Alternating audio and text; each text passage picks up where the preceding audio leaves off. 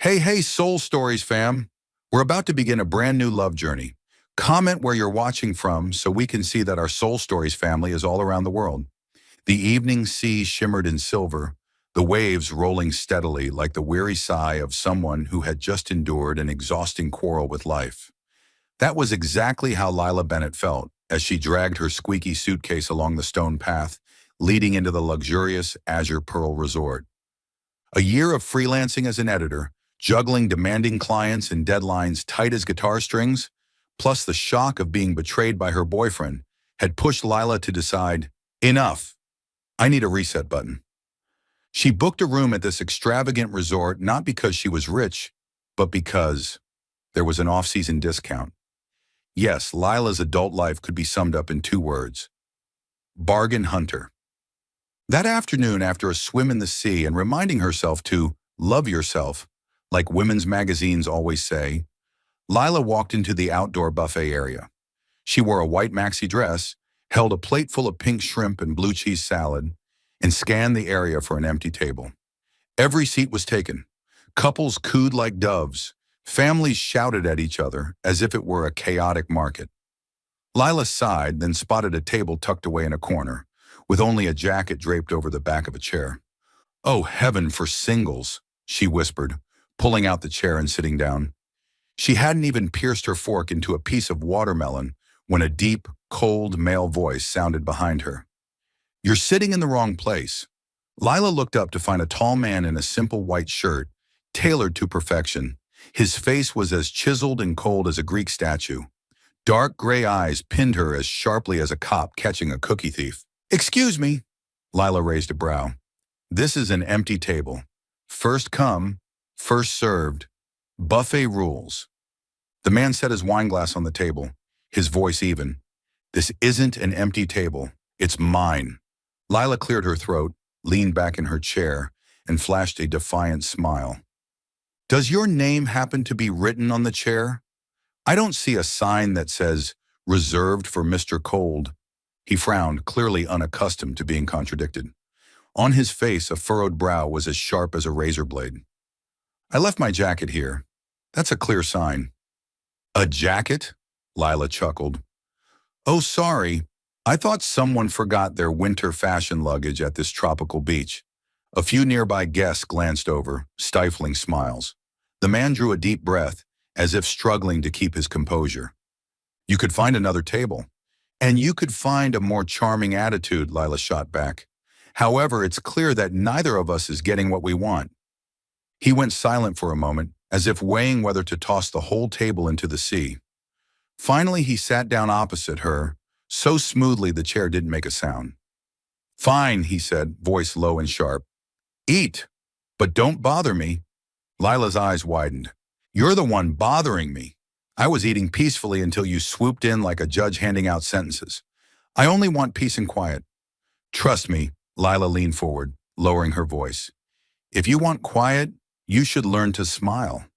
People pay less attention when you don't look like you're calculating the worth of their lives."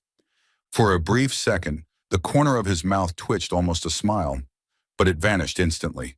In Lila's head, a warning rang out. "Careful, Bennett.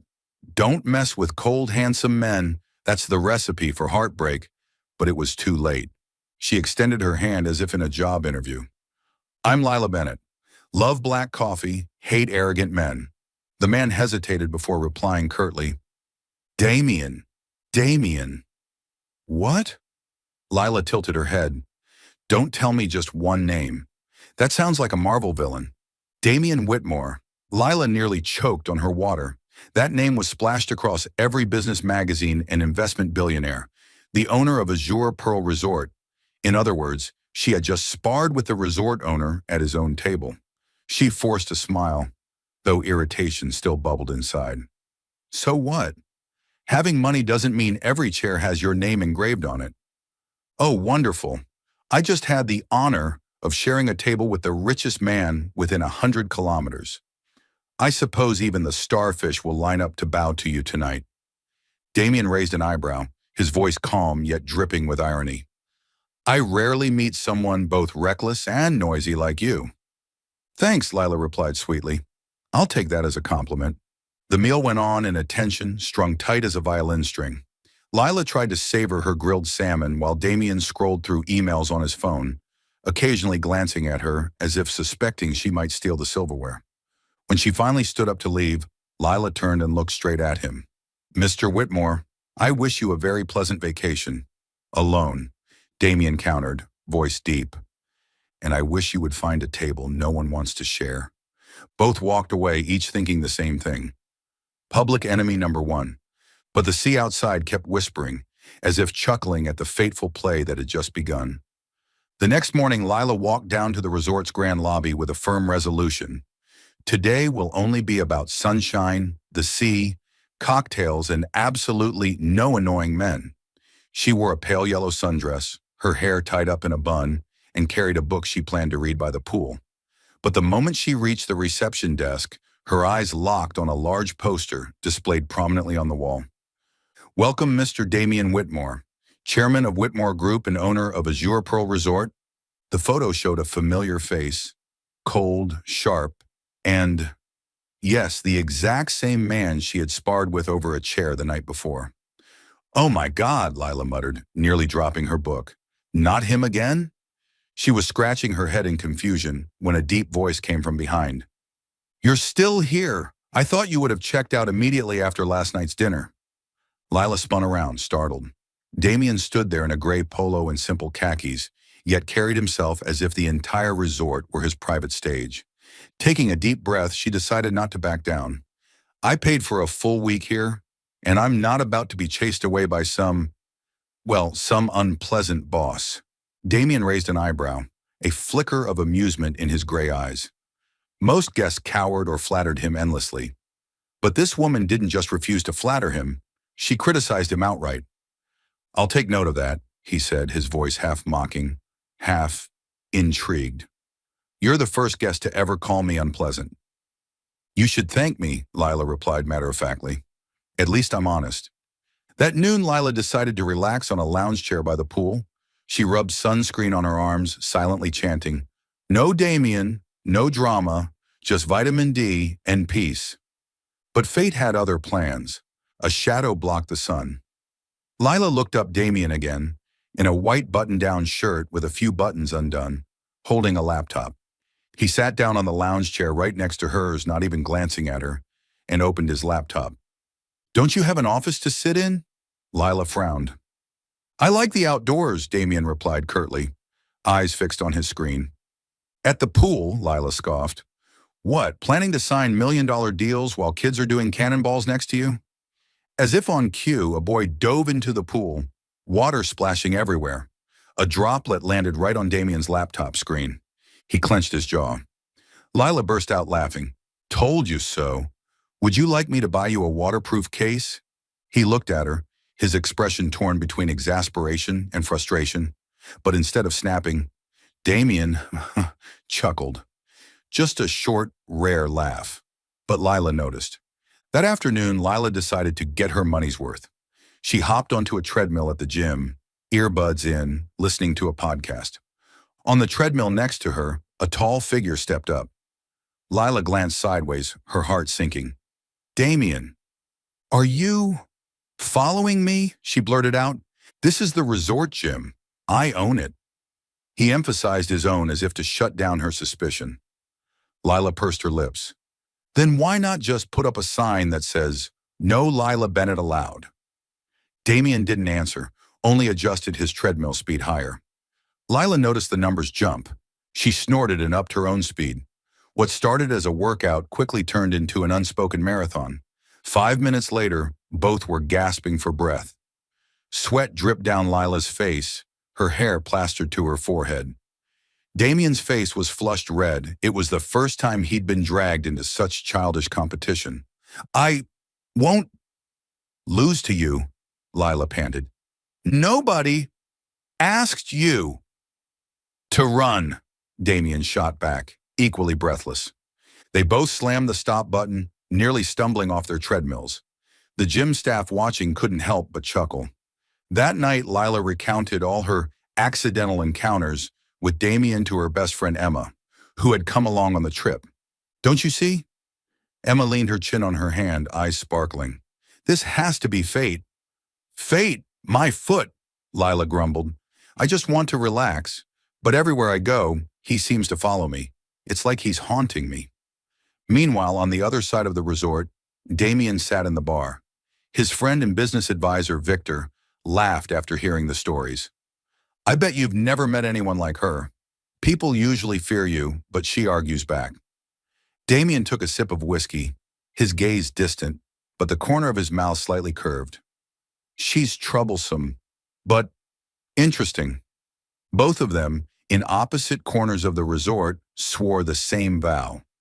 Tomorrow I will definitely stay away from that person. But fate, of course, had no intention of leaving them alone. The next morning, Lila wanted nothing more than to pull the blanket over her head and sleep until noon. But the resort's loudspeaker had other plans. Dear guests, please gather at the East Beach to join our family bonding, team-building activity.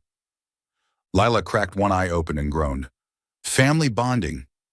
I came here to escape life, not to bond with strangers. Her best friend Emma, however, was as excited as a kid on a field trip. Come on, Lila, it might be fun. Half asleep, Lila let herself get dragged along.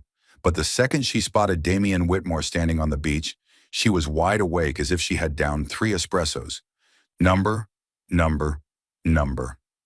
I need to stay away from him, she muttered, trying to sneak off. But life, of course, loved to mess with her. The host beamed as he announced, Today we'll randomly pair up into teams to face the challenges together. Leela swallowed hard. A bad feeling ran down her spine. When the cards were handed out, she looked down and froze. Her card said 17, a perfect match with Damien's. No way, Lila exclaimed. Damien glanced at her, lips curling. I wish it were a joke, too. The host clapped his hands in delight. Perfect. Team 17. Good luck to you both. Lila wanted to scream. My luck is pure bad luck. Lila sat in the front, Damien in the back. From the very first stroke, they were out of sync. I said left, Lila shouted. I am paddling left, Damien snapped. No, you're paddling like you're attacking a dolphin. Their kayak spun in circles like a top, making another couple paddle by laughing. Look, Team 17 is dancing, someone called out. Leela's face turned crimson. Damien gritted his teeth, gripping the paddle tight. Calm down, just follow my rhythm. If I followed your rhythm, we'd have sunk already. Just then, a small wave hit the side of the kayak. Lila lost her balance, wobbling. Damien reached out to steady her, but his clumsy move sent them both splashing into the water. They sputtered and coughed, struggling to swim back to shore. But before they could reach the sand, a rescue boat zoomed over. Except, it wasn't manned by professionals. 3 kids about 8 years old were playing Rescue the Grown-Ups. Grab on, mister. Miss, the smallest one said, offering a yellow duck float. Lila's face burned as red as a tomato.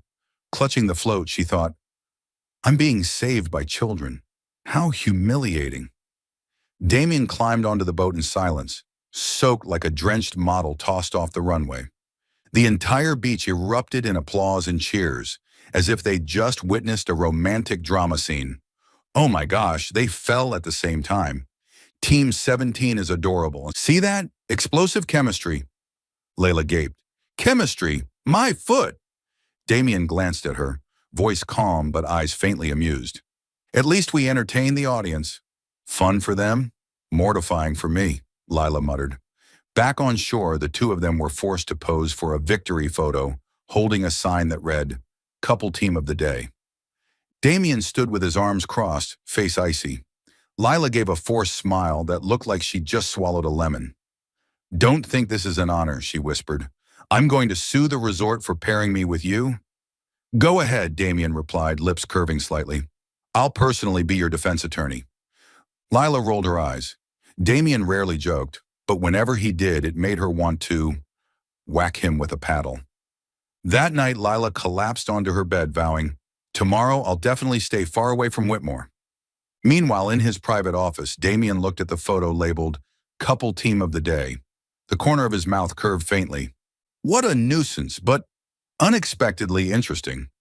That evening, a sudden storm rolled in. Thunder split across the sky, as if echoing someone's grief. Certainly not Lila Bennett's, but she felt completely in tune with it.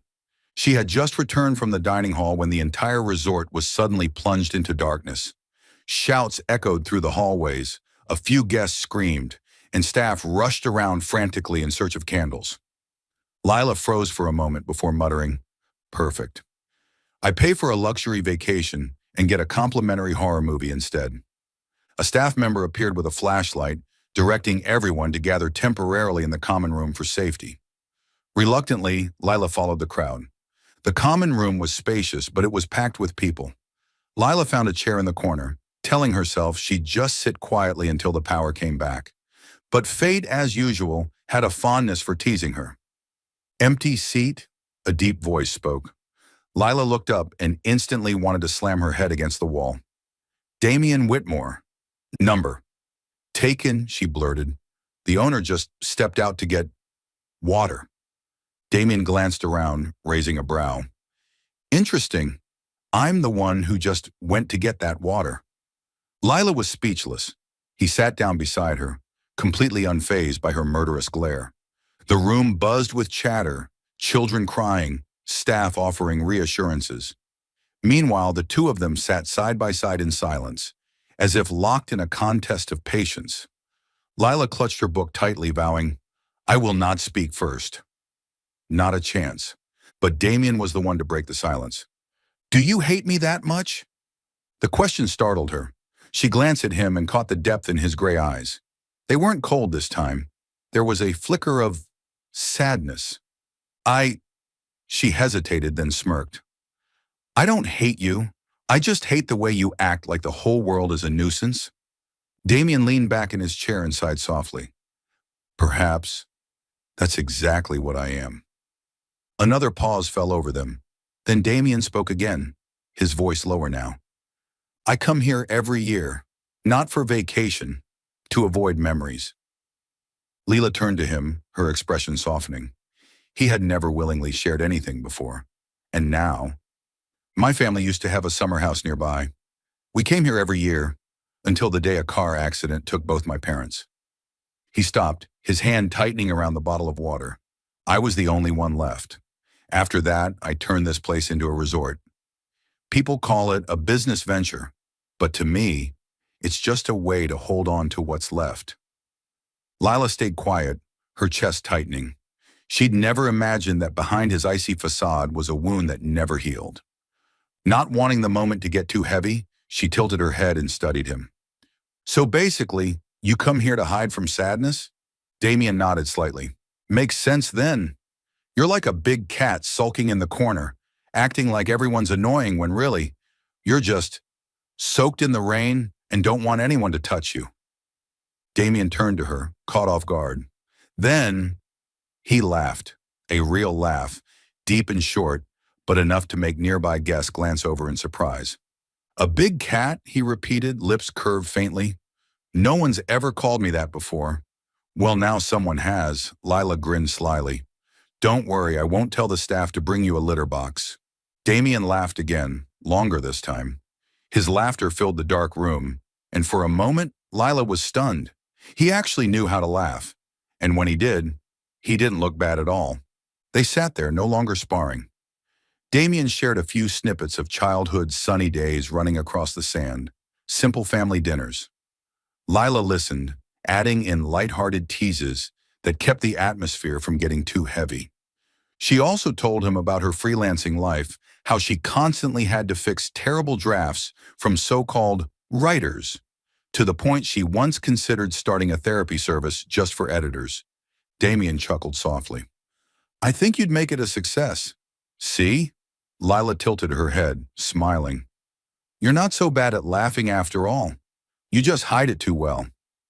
He looked at her, and for a brief moment, his eyes weren't cold.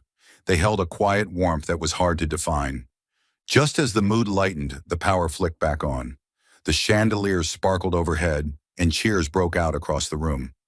Guests began to leave, but Damien stayed seated for a beat longer. Then he turned to her, voice calm but tinged with something new. "Thank you for not turning my story into pity." Lila shrugged with a mischievous smile. "Don't thank me. I only told the truth. You're still a grumpy big cat, but at least now I know why. Damien's lips curved again. Not a perfect smile, but a genuine one. For the first time, they no longer saw each other as enemies. The morning sun spilled across the fine sand like thin slices of lemon, soft, golden, and refreshing.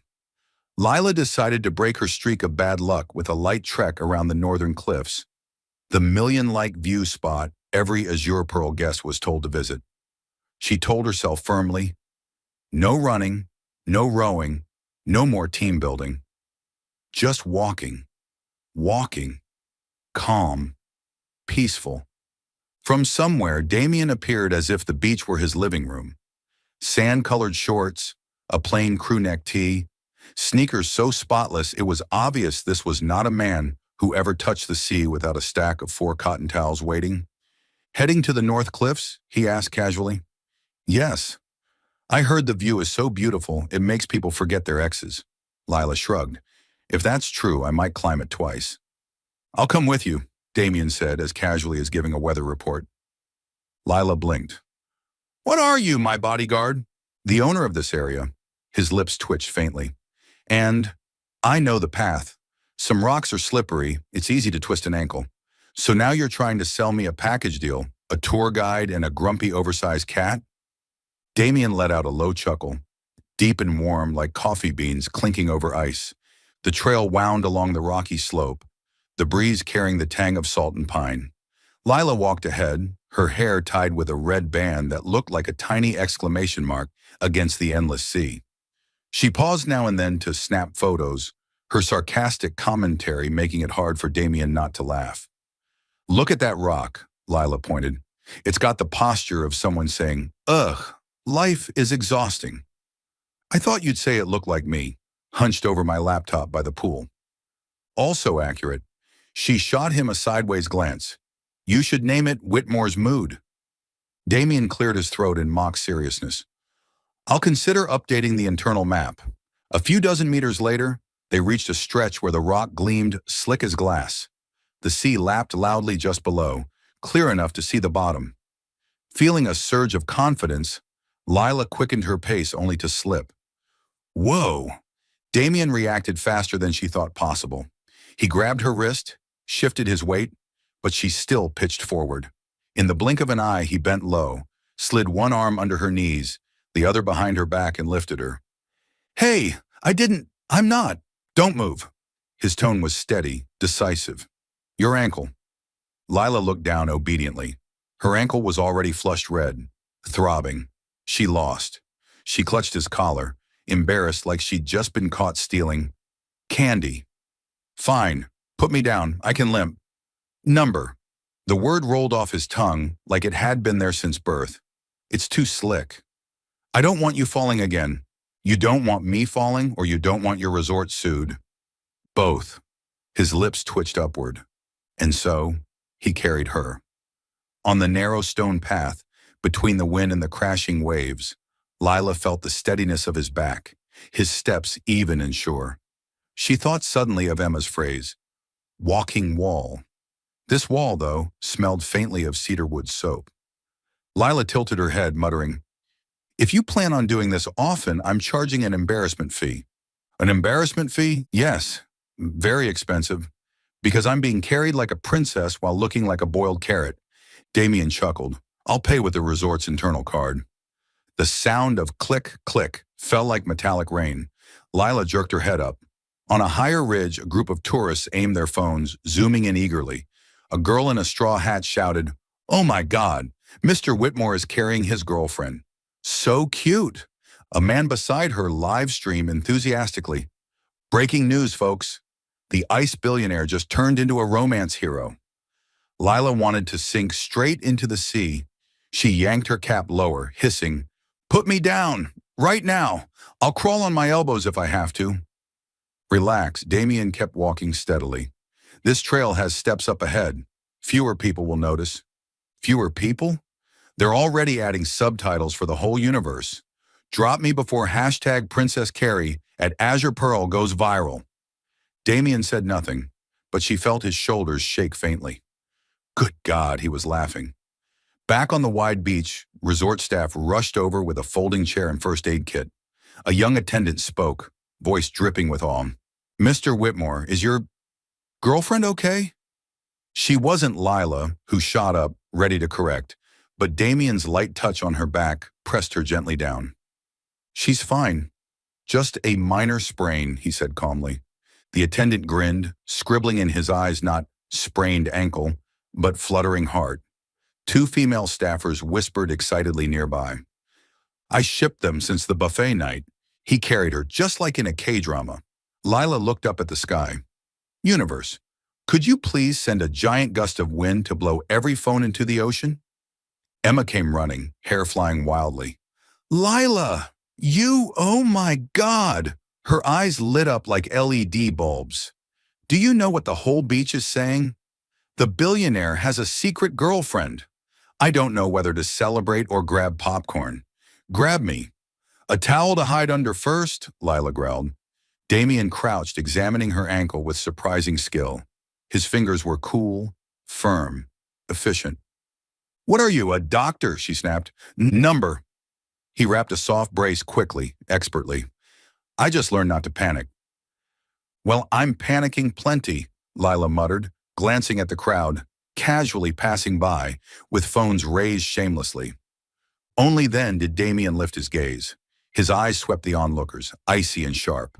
In a second, the crowd thinned, retreating as if they remembered ice can melt. But it can also freeze. What struck Lila most, though, was this. He didn't correct them.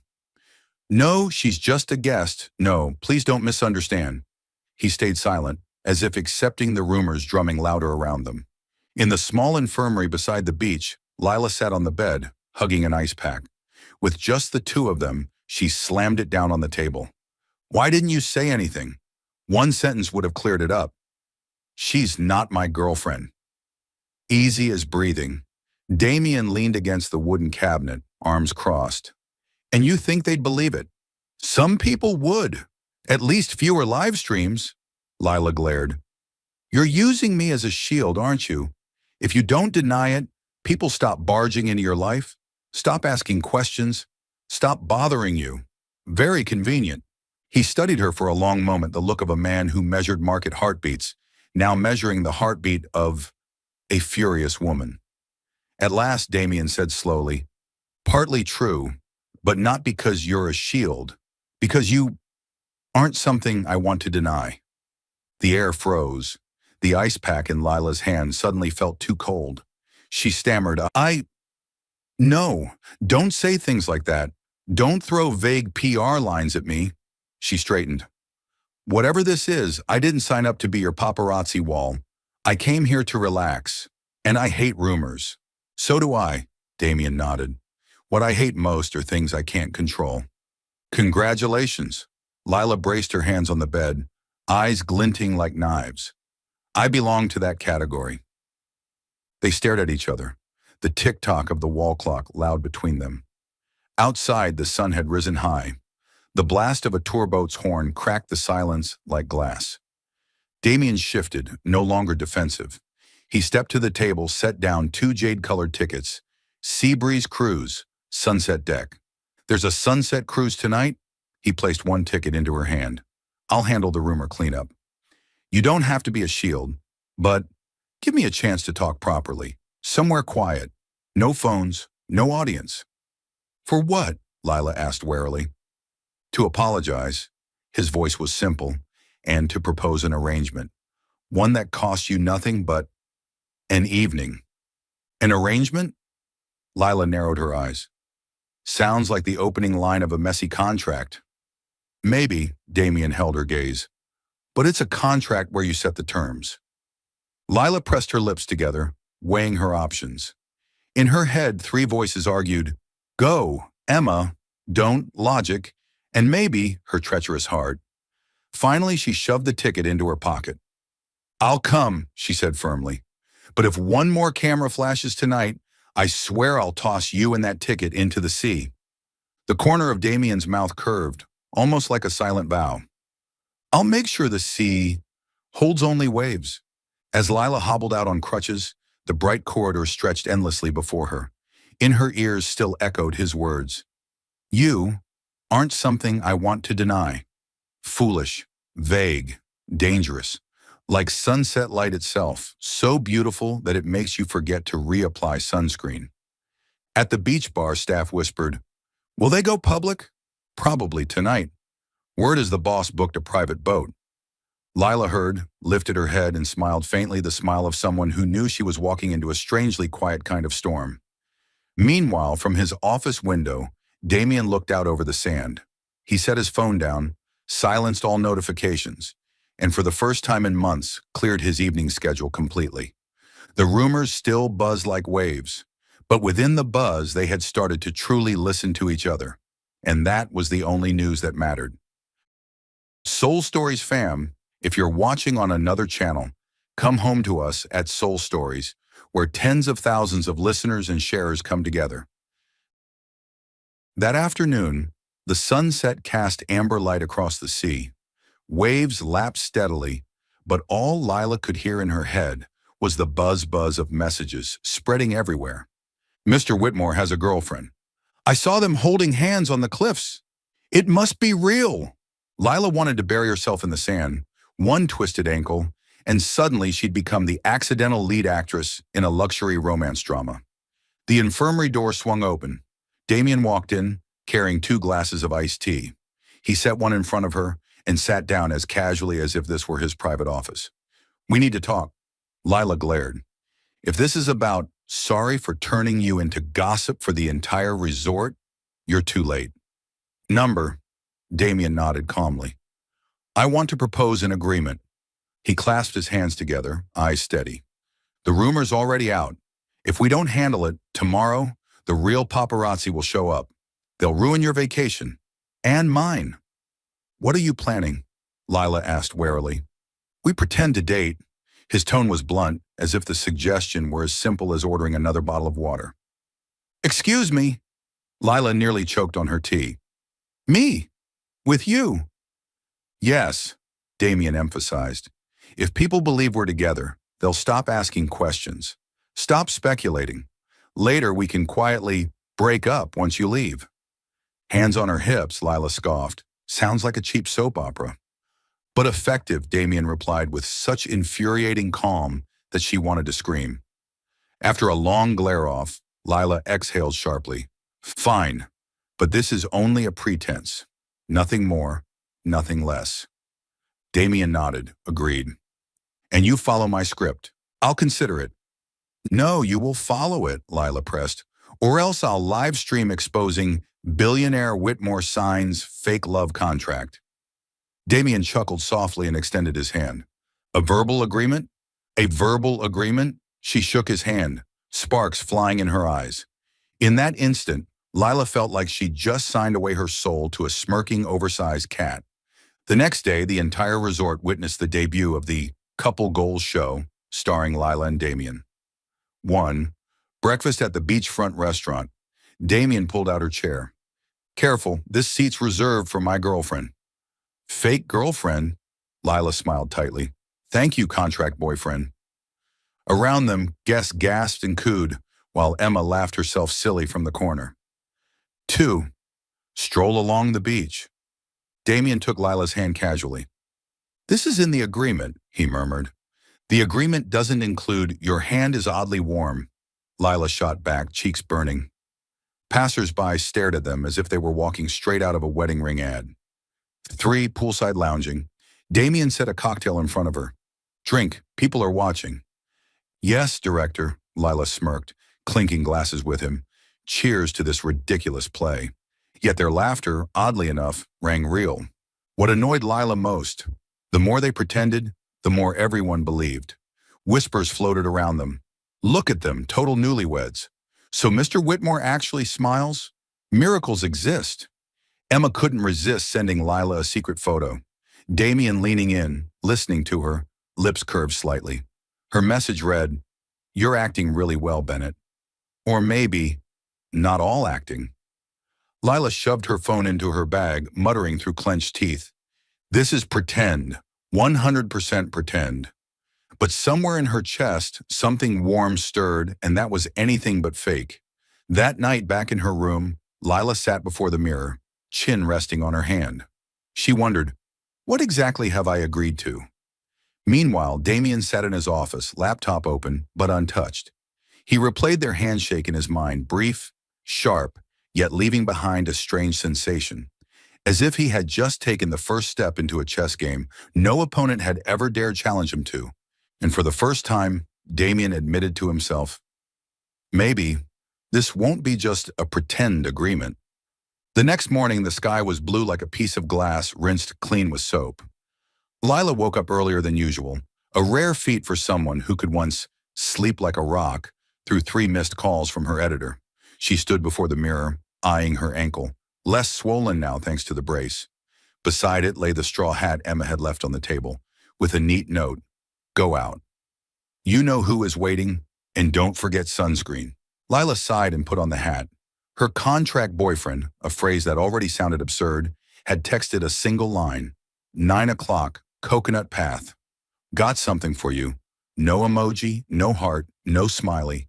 Just punctuation straight as an invoice. And yet, for some reason, her heart fluttered like someone tapping gently at its door. Damien was waiting under the palms. No laptop, no headset. Just 2 cheap popsicles, the kind resorts like this hid in the back corner as though they lowered the brand's prestige. He handed her one, saying simply, "You mentioned this flavor the other day. I asked the kitchen." Lila took it, the tart strawberry brushing her tongue. She arched a brow. "I just mentioned it in passing. You actually paid attention? People notice you less when you smile." His gaze held hers, brief but glimmering with something. "And I want you to look at ease today." Lila broke off a bite of the popsicle, smirking. "Don't say things people could misunderstand.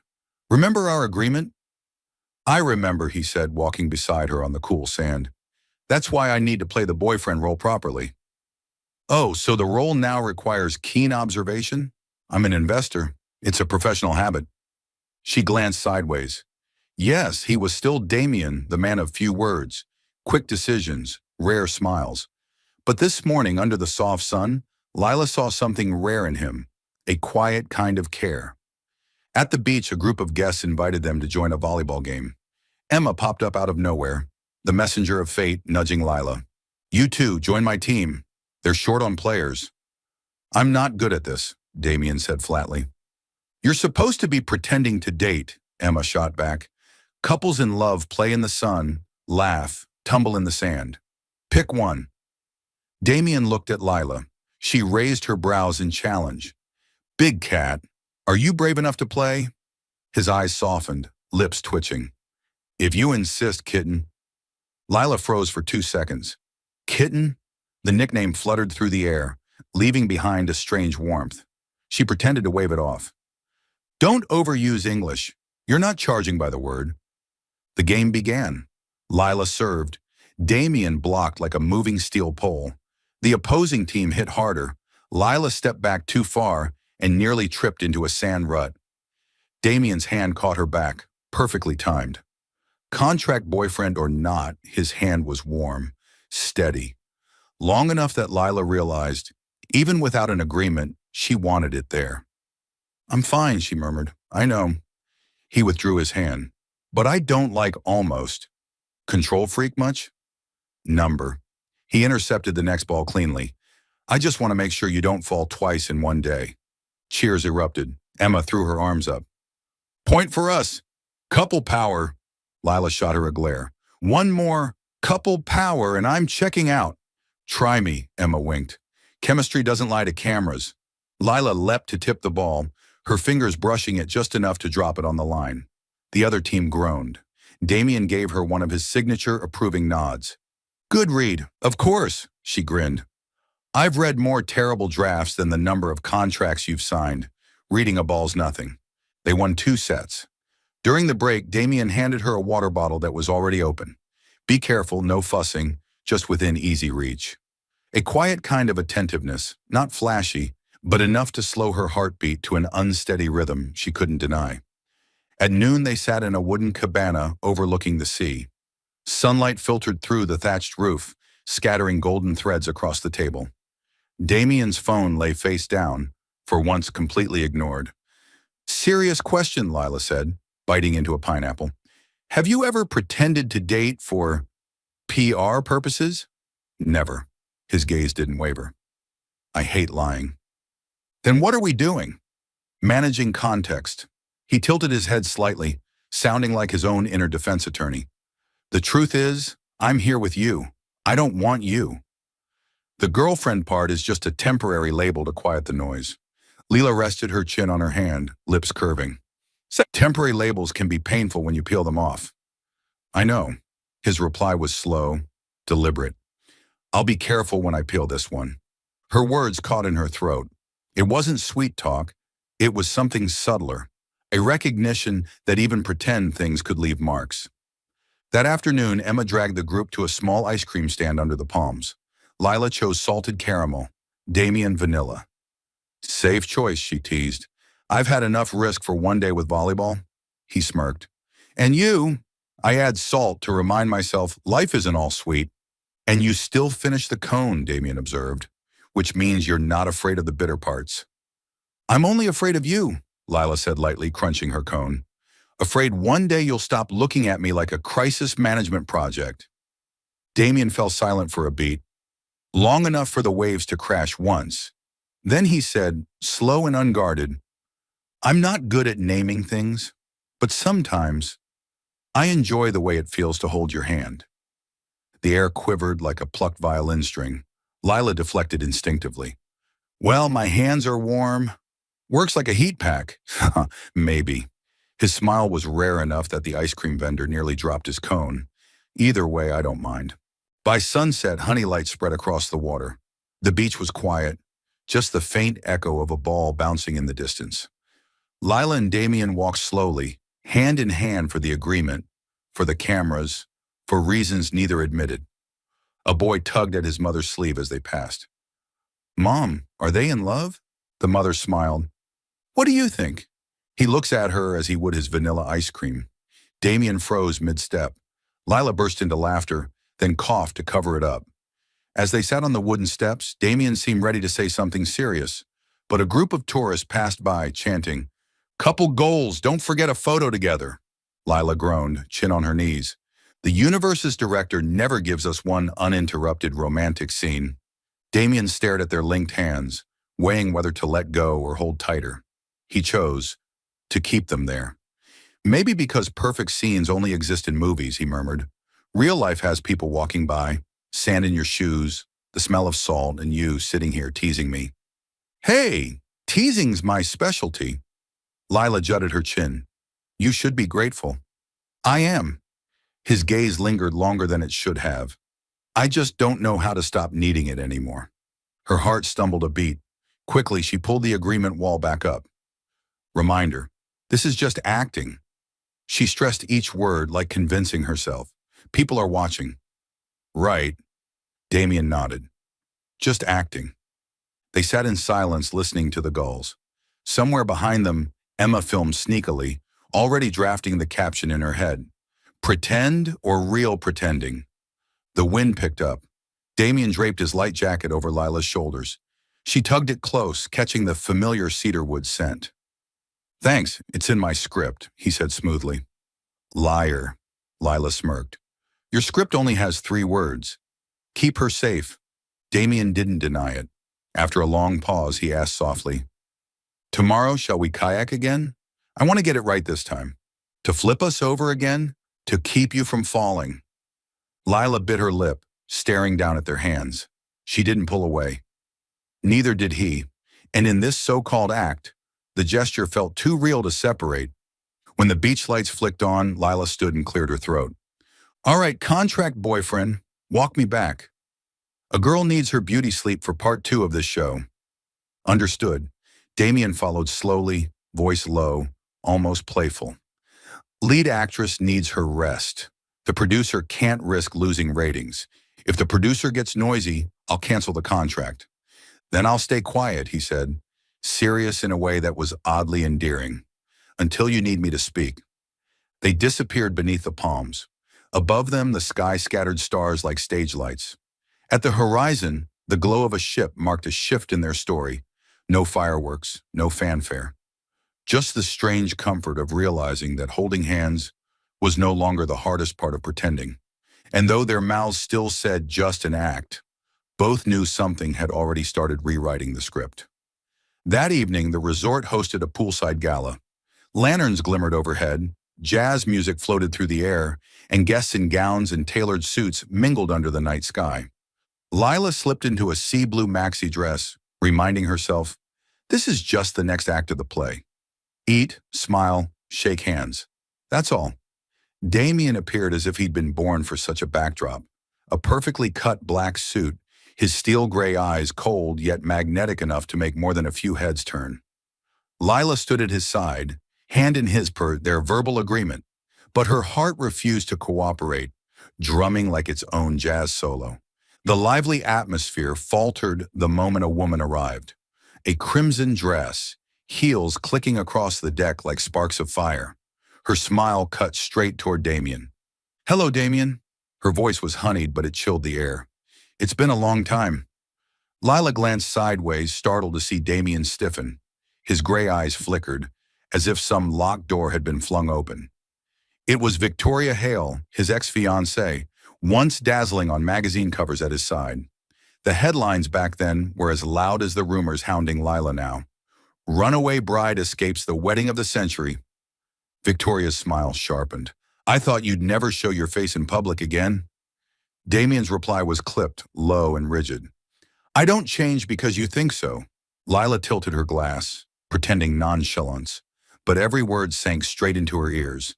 Victoria leaned closer, voice edged like glass. You're still the same. Avoiding crowds, avoiding cameras. No one here knows that the flawless Mr. Whitmore is really just a lonely man, terrified of letting anyone touch the wound. Damien's grip tightened on his glass. We have nothing left to discuss, Victoria. Nothing? She laughed bitterly. We had everything, and you threw it away because you couldn't open up. Lila lowered her eyes, her chest tightening. So, that was why he built his walls of ice. Quietly, she stepped back, giving him space. But unexpectedly, his gaze found hers an anchor in the sudden storm. The party carried on, but Damien spoke less than usual. He no longer played the part, no teasing smirks. Instead, his eyes were distant, his shoulders taut. Trying to break the tension, Lila nudged softly. Do you know what you look like standing here, stone still in the corner? What? Damien asked flatly without looking at her. A very expensive statue. Beautiful, yes, but cold. Lonely. Damien turned slightly. For a moment, fatigue flickered in his eyes before the usual composure snapped back into place. You don't need to concern yourself. I'm not concerned. Lila crossed her arms. I'm just saying. His head dipped, lips pressed tight, but his eyes softened. Just a fraction. When the party ended, guests drifted away, leaving only the sound of waves crashing in the distance. Damien stepped onto the terrace. Lila hesitated, then followed. Moonlight spilled silver across his shoulders, painting him like a portrait beautiful and unbearably sad. You don't owe me any explanation, Lila said quietly. I just get it now. Why you avoid crowds? Why you keep your distance? Damien stayed silent, staring out to sea. At last, his voice came low, rough. I thought I'd buried that memory, but seeing her again, I realized there are still cracks. Everyone has cracks. Lila shrugged lightly. The difference is you plaster yours over with cement. I cover mine with silly stickers. A soft, genuine laugh slipped from him short, but real enough to ease the weight between them. Silly stickers, huh? He shook his head. You always find a way to make things less heavy. Someone's got to, Lila replied, tilting her head. You can't keep growling forever. They stood there listening to the sea's murmur, and under the moonlight, for the first time, Damien didn't look at her as a contract partner, but as someone he might let into the no-go zone of his heart. The next morning, Lila made a firm decision. Stay away from Damien Whitmore. Avoid him the way I avoid 3 a.m. deadlines. She woke up early, skipped breakfast at the main restaurant, and ordered room service instead. Rather than heading to the pool or the beach, she chose a quiet trail few people used. When Emma invited her to shop at the resort boutiques, Lila claimed she needed rest and a face mask. Avoiding a billionaire in a sprawling resort sounded easy, but in reality, it felt like a game of hide and seek, where the other player was always just one step behind. Meanwhile, Damien sat in his glass-walled office overlooking the sea. For the first time, work didn't consume him. He realized silence no longer felt as comforting as it used to. Every morning he was accustomed to seeing Lila at the breakfast table, sometimes bickering with Emma over cappuccinos versus lattes. He was used to hearing her laugh echo up from the pool. Now all of it was gone, replaced only by the sound of waves. The resort once built as his place to hide suddenly felt emptier than ever. Victor, his longtime advisor, entered, glanced over a stack of papers and asked, "You feeling unwell?" "No," Damien replied, then paused. "It just feels like something's missing." Victor smirked knowingly. "Missing? The voice of that girl who teases you all the time?" Damien didn't deny it. Lila, of course, was doing everything possible to avoid Damien. Every time she spotted his figure from afar, she immediately turned away. Every time she heard staff mention Mr. Whitmore, her heart leapt to her throat. "I can't fall into this mess," she told herself. "He doesn't belong to my world, and I refuse to become the never-ending headline of some rumor." But her heart wouldn't listen. Each night, lying in bed, she remembered that fleeting laugh Damien had let slip under the moonlight. The way he'd looked at her, as if, for the first time, he'd allowed someone to glimpse the cracks behind the ice. She shook her head firmly. "No, this is a vacation, not the script of a romance novel." That weekend night, the resort hosted its traditional farewell gala, an elegant outdoor event with music and dancing. Guests were required to dress formally. Emma pleaded with Lila. "You can't skip this. Just once, then we go home. Done." Reluctantly, Lila agreed. She slipped into a turquoise silk dress, trying her best to look as ordinary as possible. The party sparkled beneath strands of golden lights, soft music floating as guests laughed and mingled. And of course, Damien appeared, becoming the axis around which every gaze turned. When the music shifted to a slow melody, the MC cheerfully invited couples onto the dance floor. Lila instinctively stepped back until a strong hand suddenly extended in front of her. "Dance with me," Damien said. It wasn't quite a command, but it wasn't a request either. I don't dance," Lila stammered. "Neither do I." He arched a brow. "But I think we can be clumsy together." Before she could refuse, she was already being led to the center of the floor. Damien's hand rested lightly but firmly against her back. Lila placed her hand in his, feeling heat sear through his palm. They moved slowly. The first step was awkward. She accidentally stepped on his shoe. "Sorry," Lila gasped. "It's fine," Damien said, lips twitching. "I can take it. Your shoes probably cost as much as my car. I bought them to wear, not display." His answer made her laugh, loosening the tension. They turned across the floor, the music drawing them closer. Lila glanced up, meeting his gray eyes no longer cold or distant, but focused entirely on her, as though she were the only one in the crowded gala. "You know," she whispered, "this is the first time I believe you're not a statue." Damien bent down, his breath brushing her ear. "And this is the first time I believe I can walk beside someone without fearing the stumble." Her heart skipped wildly. She quickly looked away, forcing a laugh. "Don't say lines like that during a public dance, Mr. Whitmore. Too misleading." "All right." He nodded, but his eyes never left hers. "Then I'll save them for when we're alone."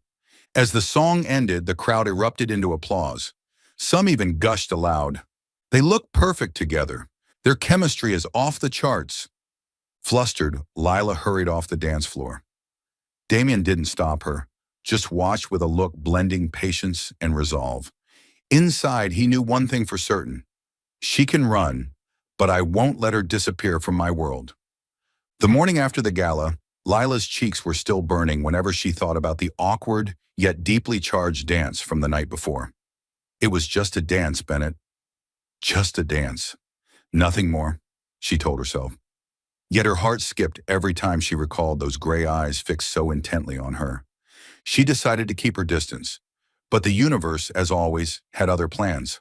By noon, Lila had retreated to the quiet little garden beside the pool, the most deserted corner of the resort, to read. Damien appeared as if he had radar tuned to her presence. He didn't ask, "Mind if I sit?" He simply sat down beside her, radiating that infuriating mix of discomfort and familiarity. "You've been avoiding me," Damien said flatly, eyes still on the grass. "I need space," Lila replied softly but firmly. He was silent for a beat, then exhaled. "Lila, I don't want you to leave. If I have to," he paused, searching for words, "I'll tell everyone that you're important to me." At that exact moment, a group of guests passed by. They only caught fragments. "To tell everyone, you're important to me." Their eyes lit up like fireworks. A society lady gasped, "Oh my goodness, is he about to propose?" "Propose!" Her friend nearly dropped her straw hat. "Mr. Whitmore, proposing right here at his own resort. How romantic." The whispers spread like wildfire. Within an hour, the whole resort was buzzing. Mr. Whitmore proposed to the mystery girl. An engagement at Azure Pearl? Restaurant staff, prep roses and champagne now. The employees got so carried away, they transformed a small banquet room into a surprise celebration. Red roses covered every table. Champagne chilled in ice buckets. Candles glowing everywhere. Emma burst into Lila's room, eyes shining like headlights. "Do you know what they're saying? Damien's proposing to you tonight." "What?" Lila shrieked, nearly falling off her chair. Who on earth came up with this ridiculous script? "No one made it up. People overheard him saying you're important to him." Lila smacked her forehead into a pillow. "Great. Born to be an accidental actress, that's me." That very afternoon, Lila stormed into Damien's office. "Do you know what the resort is preparing? Roses, candles, champagne like we're filming a diamond ring commercial." Damien calmly set his pen down, meeting her glare. "I know, you know," she exploded, "and you let them?" "I don't see the need to deny it," he said evenly. Denial would only make the rumors spread faster. Lila nearly jumped out of her skin.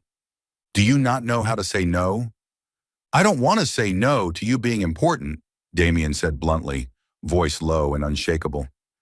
For a moment, Lila felt her heart seize in her chest, but then alarm bells blared in her head. "Do you realize what this will turn into?" she demanded, voice trembling. "Tabloids, paparazzi, the internet plastering memes of me with hashtag Mrs. Whitmore. I can't survive that circus," Damien faltered. He had never thought about it from her perspective as an outsider, without the armor of reputation to shield her. Lila clenched her fists, took a deep breath. "I can't keep doing this. I'm leaving the resort." "Lila." Damien stepped closer, eyes raw with emotion. "Don't disappear like this." "I have to." She turned away, her voice breaking with tension. "Before this spirals out of control." She hurried to the door, not daring to look back. If she did, she feared she'd weaken, afraid those gray eyes would tether her to him. Damien stood frozen, hand half raised, too late. For the first time in years, he felt utterly powerless. The resort he'd built, the world he controlled in a heartbeat, it felt hollow without her. By late afternoon, the sunlight painted the beach bronze.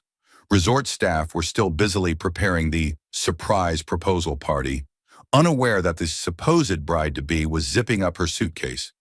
Layla gazed out from the balcony one last time and whispered, "I'm sorry, Damien, but I don't have the courage to live in this script." She closed the suitcase.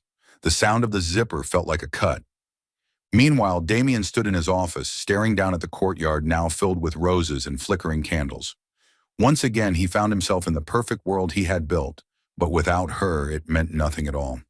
Damien couldn't recall the exact moment he shot up from his chair, only that when his gaze landed on the roses and glowing candles being arranged below, something inside his chest tightened. A single voice thundered in his mind. "She's leaving. If you don't stop her, she'll be gone." He'd always been the man in control of markets, contracts, numbers, even people's wary glances. But there was one thing he couldn't calculate: the emptiness that came when Lila's teasing laughter was gone. The resort he'd built as a fortress of quiet suddenly felt suffocating in its silence. Damien strode out of his office, ignoring the confused staff still setting up for the proposal celebration. At the front desk, he demanded, "Flight list, any departures from the island tonight?" The receptionist stammered, "Yes, Mr. Whitmore, but there's also the passenger ferry." He didn't wait to hear more. He spun on his heel and jumped into a resort shuttle. First stop, the tiny airport. He raced through the terminal, eyes scanning every face. Each time he failed to spot her, his heartbeat slammed harder. A security officer recognized him, concerned. "Is something wrong, Mr. Whitmore?" "I need to find a woman," Damien rasped. "Brown hair, turquoise dress." The officer shook his head. "No one matching that description has checked in today." Damien clenched his jaw and bolted toward the harbor. At the dock, waves crashed against the pier as tourists lined up to board. Damien pushed through the crowd, eyes darting, every muscle wound tight. Still no Lila. Sweat dampened his brow, though he wasn't sure if it came from running or from the surge of despair rising inside him. Gripping the rail for the first time in years, he felt utterly helpless. A gust of wind swept through. Damien turned instinctively toward the southern beach, the path he and Lila had often wandered. His chest constricted. If it were her, she'd choose the quietest place to say goodbye. He sprinted. The stretch of sand seemed endless, each step like stone, but his eyes never left the horizon. And then he saw her, Lila, small, solitary, her suitcase by her side, perched on a rock, staring at the waves. Her dress rippled in the wind, her hair loose, blending with the dying light of day. Damien froze for a heartbeat, his pulse thundering. Then he moved faster, almost running. "Lila!" she startled, turning. Her eyes widened, a mix of shock and confusion. "Damien, what are you?" He stopped in front of her, breath ragged, voice hoarse as if swallowed by the wind. "I searched the airport, the ferry dock. I can't let you leave like this. I have to." Lila shook her head, trying to stay composed. "I can't handle the stares, the rumors. I don't belong in your world. You're wrong." Damien cut her off, his gaze drilling into hers. "You're the only thing in that world that gives it meaning." She let out a shaky laugh, shoulders tense. "You're only saying that to keep the act alive, but we're not real. This is pretend." Damien stepped closer, voice unwavering. "Not pretend. You're what I want to hold on to." The waves crashed louder, as if drowning out every noise except them. Lila bit her lip, eyes shimmering. "Do you know what that means? If you say it, I'll believe it. I don't play games with my heart." Slowly, Damien lifted his hand and closed it gently over hers. "I've never admitted anything easily, but with you, I don't want to back down anymore." His eyes didn't waver, and for the first time, Lila felt the ice wall around him truly shatter. Tears welled, spilling over, but her lips curved into a trembling, radiant smile. "You really are impossible," she whispered. "But this time, I'll believe you." Damien drew her into his arms. Lila rested her head against his chest, listening to the pounding heartbeat, one thing no one could ever fake. The sunset turned the sea to liquid honey. Birds wheeled overhead, silent witnesses to a story rewritten at last. Damien whispered against her hair, "From today, no more deals, no more pretending. Just me and you." Lila laughed through her tears, arms circling his back. "Good, because I'm tired too. Tired of pretending I don't care about you." They held each other, letting the waves crash and the wind howl. On the very beach that had once been a place of escape, they had finally found a place to face the truth. A year passed faster than Lila could have imagined. Now she stood on the small stage of the city library hall, holding her newly published book, The Days of Sitting at the Wrong Table. Her heart brimmed with emotions. The travel memoir, sprinkled with bits of autobiography and inspired by that disastrous trip to Azure Pearl, had unexpectedly become a small phenomenon. Readers loved it not for fancy prose, but for its sincerity, humor, and the moments everyone could relate to. Collisions, misunderstandings, and how we stumble upon the most precious things in the chaos. In the audience, Emma waved wildly like a fangirl. A few rows back, Damien sat tall and composed, but his steel gray eyes shone with a warmth that was anything but cold. He didn't need to say a word, his very presence was the clearest proof. She was no longer sitting at the wrong table in his life. After the book launch, Damien took her back to Azure Pearl. The resort had changed in a year.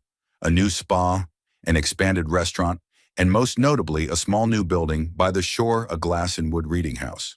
On the gleaming brass plaque at its entrance, words were engraved. Leela froze, eyes wide, her hand trembling as she touched the sign. "Damien, you," he smiled, voice low and warm, with an uncharacteristic hint of shyness. "Your idea changed this place. You said travelers don't just need rest, they need somewhere their souls can breathe. I thought that your name deserved to become a place of peace for others." Her eyes filled, wavering between moved and mischievous. "Sounds like an ad pitch, but I'll take it," Damien chuckled, reaching for her hand. That evening, the outdoor buffet area was simply decorated. No orchestra, no press, just warm yellow lights spilling onto the sand. Lila blinked in surprise when staff led her to the very same corner table, the one where she had once accidentally sat, setting off a chain of enemies to lovers chaos.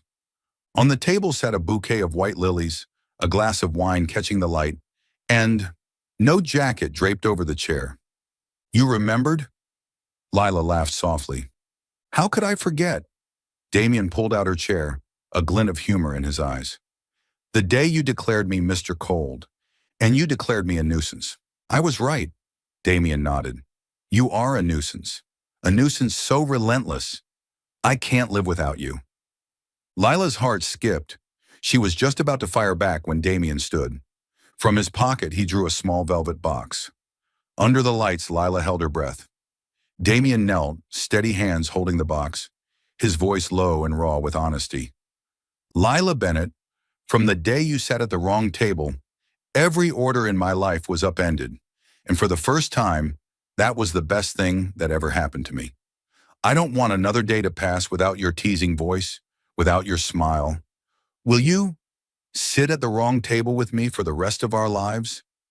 Tears shimmered in Lila's eyes as laughter broke through them. "You really know how to turn a misunderstanding into a lifelong contract. So, your answer?" Damien asked, eyes steady. Blushing, Lila nodded. "Yes, I will." He opened the box. The ring sparkled like a tiny star. Slipping it onto her finger, Damien rose and pulled her into his arms. The waves clapped against the shore, as if in celebration. From a distance, Emma screamed at the top of her lungs. "I knew it! I shipped this from day one." Both of them burst out laughing. Lila leaned her head on Damien's shoulder, whispering, "Who would have thought, all because I sat at the wrong table?" "Not wrong," Damien corrected gently, pressing a kiss into her hair. "Destiny." She looked up, eyes shimmering under the golden lights, and smiled. "All right, Destiny, but remember, no more hogging chairs." Damien laughed, kissed her softly, sure and tender. They sat down again at the table that had once sparked their sparring, now marking the start of their new chapter. From bitter rivals to fate's choice, they had found each other, not by mistake, but by design. Thank you for being part of Soul Stories. If you're listening on another channel, come back to the official home so you can continue our love journeys together with the Soul Stories family.